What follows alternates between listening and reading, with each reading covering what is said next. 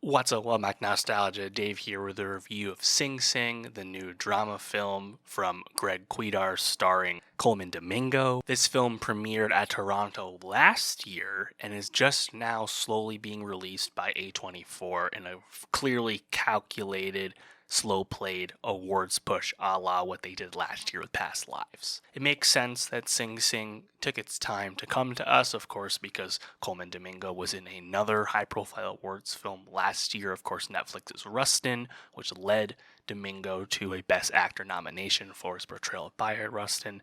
Now Domingo is back in Sing Sing in a movie that I think is significantly better than Rustin. Sing Sing takes place in the titular maximum security prison in Ossining, New York, and it tells the story of the real life rehabilitation through the arts, aka RTA, program at this prison, where certain inmates were able to express themselves through theater. Colman Domingo stars as Divine G, the kind of unofficial leader of this group, kind of drives the development of the plays each year, often plays a high profile acting part as well.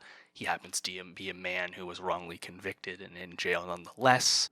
Paul Raci plays the non-inmate director of the program, and newcomer Clarence Macklin plays Divine I, a newcomer to the program. Sing Sing was incredibly moving. I thought this movie was excellent. It is not a preachy prison drama. It's really just, I think, a deeply effective, well-drawn story. Domingo gave a great performance despite not having a more like traditional showstopper, eye-catching final speech that we know he could do as the thespian that he is. But Clarence Macklin is the true revelation of the film because he comes out of nowhere and gives, I think, a really amazing performance that's so central to the movie. And Clarence Macklin comes out of nowhere in Sing Sing because Clarence Macklin is playing a version of himself. He used to be in the RTA program. And then you learn at the end of the title card that everyone else we're spending time with in this program, it's not a two-hander play, it's an ensemble.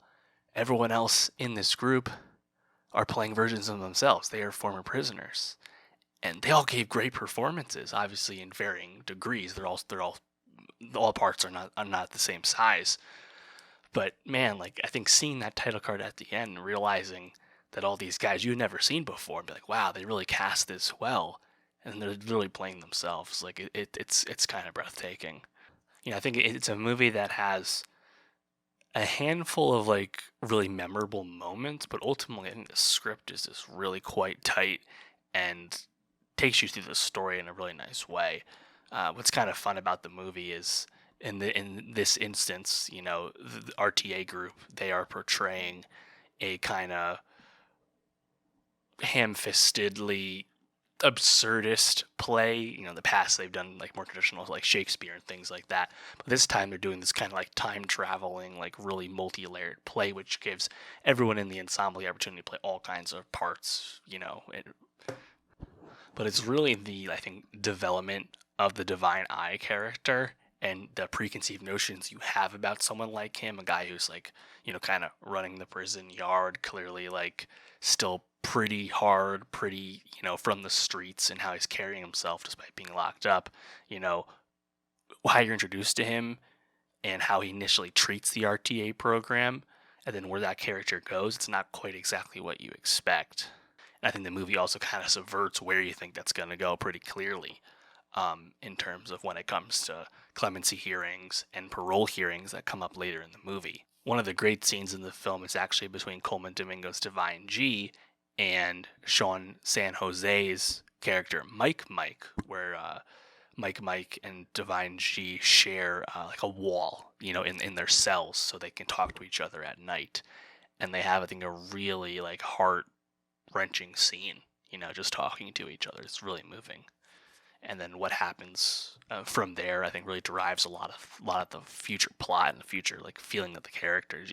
There's also a moment towards the end of the film where a since freed former member of RTA comes back to talk to the guys and just talk about his life, talk about the innocuous things he's getting up to as a newly freed man.